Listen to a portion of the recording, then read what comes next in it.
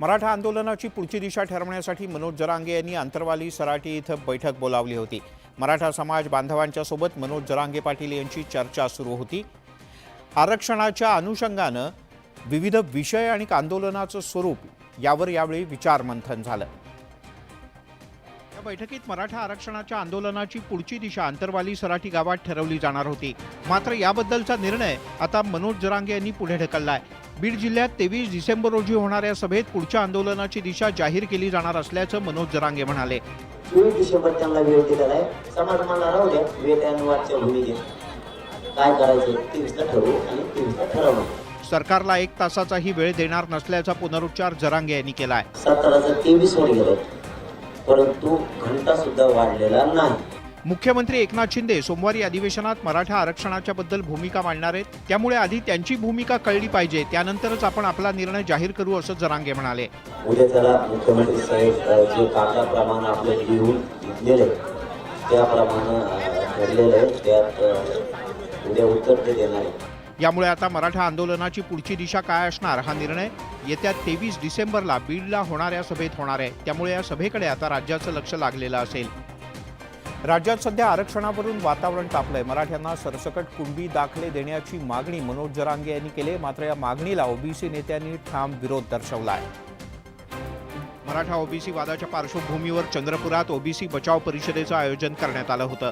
चंद्रपूरच्या जनता महाविद्यालयाच्या आवारात ही परिषद आयोजित करण्यात आली होती। महाराष्ट्रातील ओबीसी समाजातले विविध प्रतिनिधी या परिषदेत सहभागी झाले। या परिषदेत मनोज जरांगे यांच्या विरोधात निषेधाचा ठराव पारित करण्यात आला।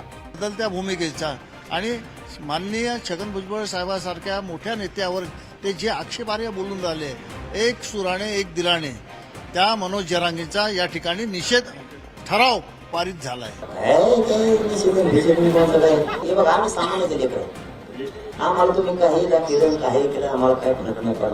मराठा समाजाला सरसकट कुणबी प्रमाणपत्र द्या, ओबीसीतून मराठा समाजाला आरक्षण द्या, ही जरांगे यांची मागणी ओबीसी समाजाचं नुकसान करणारी असल्याचं या सगळ्या नेत्यांचं म्हणणं होतं। त्यामुळे जरांगे यांच्या विरोधात हा निषेधाचा ठराव मंजूर करण्यात आला आहे।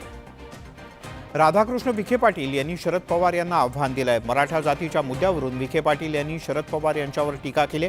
विखे पाटील यांच्यासोबत अजित पवार मंत्रिमंडळात असताना ही टीका झाल्यामुळे एक नवीन तिढा निर्माण झालाय। मराठा मोर्चामध्ये गाजलेली 1 मराठा लाख मराठा ही घोषणा आता राजकीय आव्हानासाठी वापरली जाते। शरद पवार यांची मराठा समाजासोबतची बांधिलकी असेल तर त्यांनी 1 मराठा लाख मराठा अशी घोषणा द्यावी असं आव्हान महसूल मंत्री राधाकृष्ण विखे पाटील यांनी दिलंय। मराठा समाजाची आम्ही मराठा आहे हे म्हणायला सुद्धा तुम्हाला बरं वाटायला लागलं। बोलायचं ज्यावेळी विचारलं की तुमची जात कोणती आहे, ते मी जातीवर लक्ष ठेवलं। जातीच्या संदर्भात मी राजकारणी बोलत नाही। हेडलाईन करायला त्यांना शरद पवारच लागतात। शरद पवार आणि विखे परिवाराचा आतापर्यंतचा राजकीय प्रवासात कधीच सख्य राहिलं नव्हतं, पण सध्याचं राजकीय चित्र वेगळं आहे। अजित पवार आणि राधाकृष्ण विखे पाटील एकाच मंत्रिमंडळात आहेत। मग असं असताना विखे पाटील यांनी शरद पवार यांना जातीच्या मुद्द्यावरून आव्हान का दिलं असेल असा प्रश्न आता निर्माण झालाय। एकनाथ खडसे आणि गिरीश महाजन यांच्यातील राजकीय वैमनस्य सगळ्यांच्या परिचयाचं झालंय। आधी एकाच पक्षात हे दोन्ही नेते होते, आता वेगवेगळ्या पक्षात असल्यानं सडकून टीका करण्याची एकही संधी हे नेते सोडत नाहीत। खडसे आणि महाजनांमधला राजकीय संघर्ष आता रेकॉर्डिंगची त्यात भर पडली आहे। मंत्री गिरीश महाजन मराठा आरक्षणासाठी लढा देणारे मनोज जरांगे पाटील यांच्यासोबत सातत्यानं चर्चा करतायत। मराठा आरक्षणाच्या बद्दल झालेल्या संभाषणाचं रेकॉर्डिंग व्हायरल करण्याविषयी जरांगे पाटील यांनी सूतोवाच केलं होतं।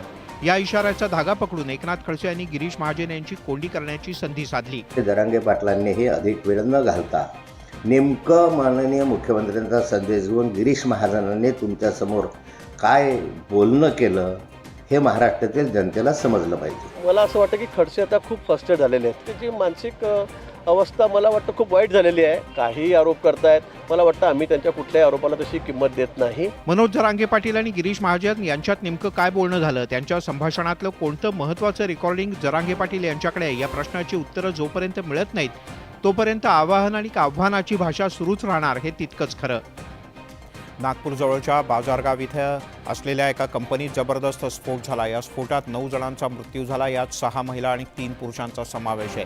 तर या स्फोटात 3 जण गंभीररित्या जखमी झाल्याची माहिती सुद्धा समोर आली आहे।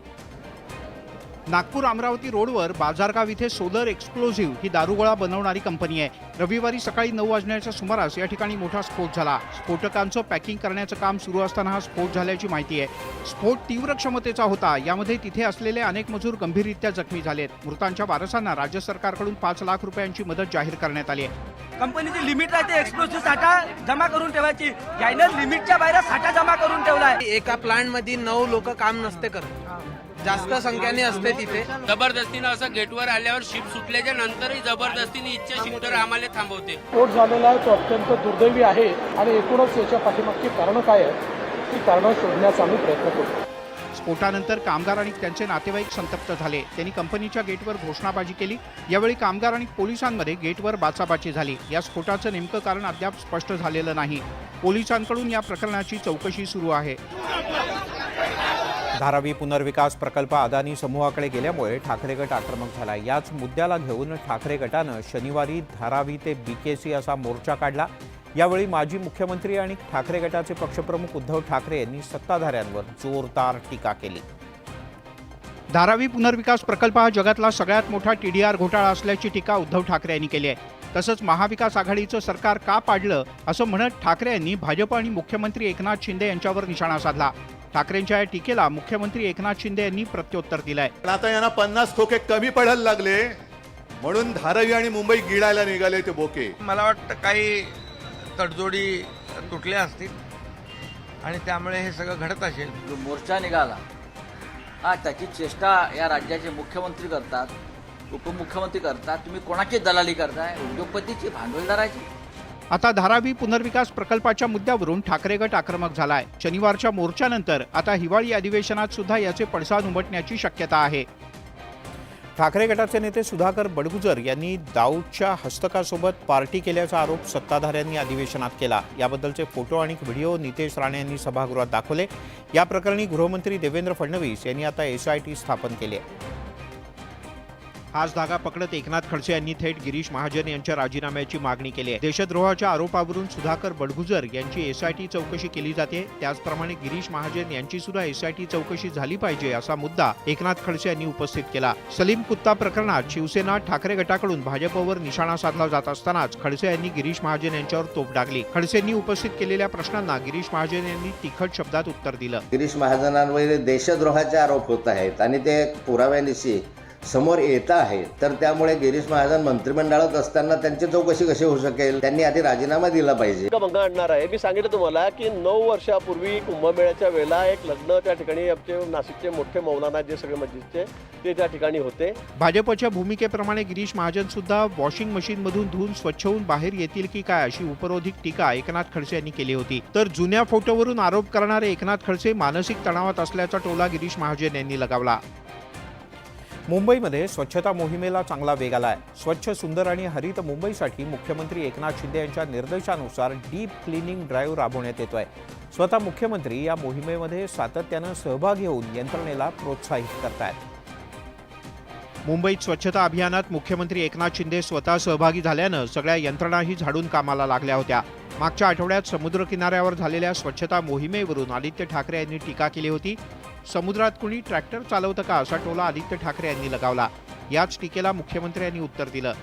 5-10-20 वर्षामध्ये रस्ते धुताना नव्हतं ना, आणि मग काही लोक दुसरी साफसफाई करत होते, ते जाऊ दे, पण आपण इकडे रस्ते धुवूया. त्यांच्या भूमिका आता ह्या दिल्लीवरून ठरतात हे वेळोवेळी सिद्ध झालेलं आहे आणि त्यामुळे खरं तर त्यांची भूमिका ही त्यांची नाही, तर ही ती दिल्लीची भूमिका आहे. महाराष्ट्रातले जे मूळ प्रश्न आहेत ते आहेत शेतकऱ्यांचे, बेरोजगारांचे आणि महागाईचे. राज्याचे मुख्यमंत्री बोलायला पण तयार नाही. मुंबईतल्या स्वच्छता मोहिमेला राजकीय स्टंट म्हणणाऱ्यांनी खरं चित्र काय आहे ते एकदा येऊन पाहावं असं आव्हान मुख्यमंत्र्यांनी दिलंय.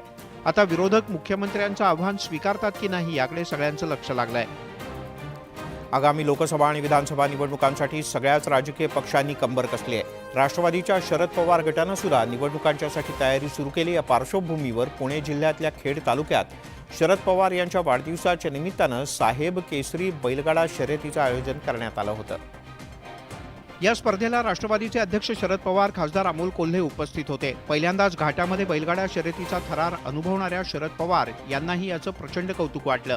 पण खरं म्हणजे ते इथं आल्याशिवाय डोळ्याचं फारणं भेटत नाही. यावेळी शरद पवार यांनी शेतकऱ्यांच्या मुद्द्यावरून सत्ताधाऱ्यांवर निशाणा साधला. तर देशाची सत्ता आहे, त्यांना बळीराजाच्याबद्दलचा प्रेम नाही. वयावरून टीका करणाऱ्या विरोधकांनाही शरद पवार यांनी सुनावलं. 1400 वर्षाचा झालो, 40 वर्षाचा झालो, मी काही म्हातारा झालो नाही.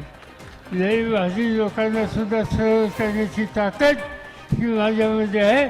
पिंपरी चिंचवड शहर आणि खेड तालुक्यातील हजारो बैलगाडा शर्यत शौकीनांनी लढत पाहण्यासाठी गर्दी केली होती. 13 डिसेंबरला संसदेत घुसखोरीची घटना घडली. या प्रकरणी 6 जणांना पोलिसांनी ताब्यात घेतलं असून या सगळ्यांची चौकशी सुरू आहे. या चौकशीतून दर दिवशी नवनवीन खुलासे होत असताना आता नेत्यांच्या प्रतिक्रियांमुळे राजकारण तापण्याची चिन्ह आहेत. सागर शर्मा आणि मनोरंजन या 2 तरुणांनी प्रेक्षक गॅलरीतून लोकसभेतल्या खासदारांच्या बाकावर उड्या मारल्या. यावेळेला संसदेतल्या खासदारांमध्ये एकच गोंधळ उडाला. काही खासदारांनी या तरुणांना पकडलं तर संसदेच्या बाहेर निदर्शनं करणाऱ्या दोघांना सुद्धा पोलिसांनी ताब्यात घेतलं. आता या घटनेवरून राजकारण तापलंय. बेरोजगारी आणि महागाईमुळे देशातील तरुण हताश झाल्याचं म्हणत राहुल गांधी यांनी केंद्र सरकारवर टीका केली होती. आता ठाकरे गटानं सुद्धा राहुल गांधी यांच्या सुरात सूर मिसळलाय. मुख्य मुद्दा या देशामध्ये बेरोजगारीचा आहे. रामलल्लाचं फुकट दर्शन घडवून बेरोजगारीचा मुद्दा संपणार नाही. आणि बेरोजगारांची एवढी तुला चिंता आहे ना, तर तुझ्या महाविकास आघाडीचं सरकार असताना स्वतःच्या मुलीच्या नावाने वाईन कंपनी, स्वतःच्या मुलीकडे खिचडी चोरीच्या अकाउंटमध्ये खिचडी चोरीचे पैसे. काँग्रेसचं ठाकरे गटानं संसदेच्या घुसखोरी संदर्भात केलेल्या वक्तव्यानं देशातलं राजकारण तापण्याची शक्यता आहे. 13 डिसेंबर 2023 रोजी संसदेत देशातल्या काही तरुणांनी घुसखोरी केली. त्यांनी सुरक्षा व्यवस्था भेदत लोकसभेच्या सभागृहात स्मोक कॅन्डलचा वापर केला होता. विरोधकांनी या प्रकरणात केंद्रीय गृहमंत्री अमित शहा आणि पंतप्रधान नरेंद्र मोदी यांना उत्तर देण्यासाठी आग्रह धरलाय. आता पंतप्रधान नरेंद्र मोदी यांनी संसदेतल्या घुसखोरी प्रकरणावर भाष्य केलंय. एका दैनिकाला दिलेल्या मुलाखतीत पंतप्रधान मोदी यांनी संसदेतल्या घुसखोरीची घटना चिंताजनक असल्याचं म्हटलंय. संसदेत जी घटना घडली त्याच्या गंभीरतेकडे दुर्लक्ष करून चालणार नाही. लोकसभेचे अध्यक्ष यावर लक्ष ठेवून आहेत. तसंच त्यांनी आवश्यक त्या सर्व उपाययोजना राबवल्या आहेत. तपास यंत्रणा सुद्धा अतिशय कसून या सगळ्या प्रकरणाची चौकशी करतात. या घुसखोरीच्या पाठीमागे कोण आहे, याचा उद्देश काय आहे हे जाणून घेण्यासाठी अशा प्रकरणाच्या खोलात जावं लागणार आहे. तसंच यावर तोडगा काय आहे याचाही शोध घेतला पाहिजे. शक्यतो अशा प्रकरणातला वाद प्रतिवाद टाळला पाहिजे असंही पंतप्रधान नरेंद्र मोदी यांनी या मुलाखतीत म्हटलंय. या प्रकरणी केंद्रीय गृहमंत्र्यांनी राज्यसभा आणि लोकसभेत सरकारची बाजू स्पष्ट करावी, या मुद्द्यावर चर्चा व्हावी अशी मागणी विरोधकांनी लावून धरली आहे. आता मोदींच्या या मुलाखतीनंतर विरोधक काय भूमिका घेतात हे पाहणं महत्त्वाचं आहे. विद्येचं माहेरघर, सुसंस्कृत आणि पुरोगामी अशी ओळख असणाऱ्या पुण्यामध्ये फसवणुकीचा एक अजब प्रकार समोर आलाय. परीक्षेमध्ये यश मिळवण्यासाठी तांत्रिक महिलेकडून स्पर्धा परीक्षा देणाऱ्या विद्यार्थ्यांची लाखो रुपयाची फसवणूक करण्यात आल्याचं उघड झालंय. वृषाली ढोले शिरसाट ही युवती लोकांना वेगवेगळी आमिष दाखवून त्यांची फसवणूक करत होती. वृषाली संतोष ढोले शिरसाट हिनं सोशल मीडियावर दिलेली जाहिरात पाहून एक तरुण तिच्याकडे गेला. स्पर्धा परीक्षेतल्या अपयशामुळे तो नैराश्यात आला होता. आपल्याकडे अलौकिक शक्ती असल्याचं सांगत या महिलेनं तरुणाच्या हातात गंडा बांधला. त्याला राख खायला सांगितली. त्यामुळे या तरुणाच्या घशाला इजा आणि पोटाला विकार झाला. यानंतर औषधोपचाराची गरज नाही, आपली शक्ती तुला बरं करेल असंही तरुणी सांगत होती. वेळोवेळी तिनं तरुणाच्याकडून सुमारे 1.5 लाख रुपये उकळले. या महिलेनं तरुणाकडून स्वतःची पूजा करून घेत त्याला पाय धुवायला सांगितले आणि पाणी प्यायला दिलं. मात्र अंधश्रद्धा निर्मूलन समितीनं या महिलेचा भांडाफोड केलाय. लोकांना मी कॉन्फिडन्स वाढवते. कॉन्फिडन्स वाढवते. महाराष्ट्र अंधश्रद्धा निर्मूलन समिती आणि चतुष्पंथी ठाण्याच्या पोलीस अधिकारी आणि कर्मचाऱ्यांनी या बाईचा पर्दाफाश केलेला आहे. या प्रकरणी पीडित तरुणाच्या तक्रारीवरून चतुशृंगी पोलीस स्थानकात वृषाली संतोष ढोले शिरसाट या तांत्रिक महिलेसह तिची साथीदार माया गजभिये आणि सतीश वर्मा या दोघांच्याही विरोधात गुन्हा दाखल करण्यात आला आहे. 1 मे 1960 रोजी महाराष्ट्र राज्याची निर्मिती झाली. महाराष्ट्र राज्याची निर्मिती होऊन आता 63 वर्ष झालेत. मात्र राज्यातलं एक गाव आजही राज्याच्या नकाशावरतीच नाही. हे गाव म्हणजे नांदेड जिल्ह्याच्या किनवट तालुक्यातलं वाघधरी. 250 लोकसंख्येचं हे गाव. नकाशावरती या गावाचं अस्तित्व नसल्यानं कोणत्याही प्रकारच्या सोयीसुविधा या गावाला मिळू शकत नाहीत. मात्र गावात रस्ते, पाणी यासारख्या मूलभूत सुविधा सुद्धा नाहीत. कोणत्याही लोकप्रतिनिधीचं लक्ष या गावाकडे जात नाही. जवळपास 4,500 हेक्टर शेतजमीन असली तरी महसुली नोंद नसल्यानं कुणाकडेच जमिनीचा सातबारा नाही. सातबारा नसल्यानं पीक विमा आणि अनुदान अशा कुठल्याही प्रकारच्या योजनांचा फायदा या गावाला मिळत नाही. नाही, महसूल नोंद नाही. मग त्या महसुली नोंदनुसार हे गाव आता कुठे आहे? नाही, महसूल नोंद प्रमाण आम्ही भारतातच नाही. आधार कार्ड, मतदान कार्ड वगैरे आहे. आता कुठे हे गाव? आता हे गाव नकाशामध्ये नाही सर. शासनाने सातबार द्यायला पाहिजे सर.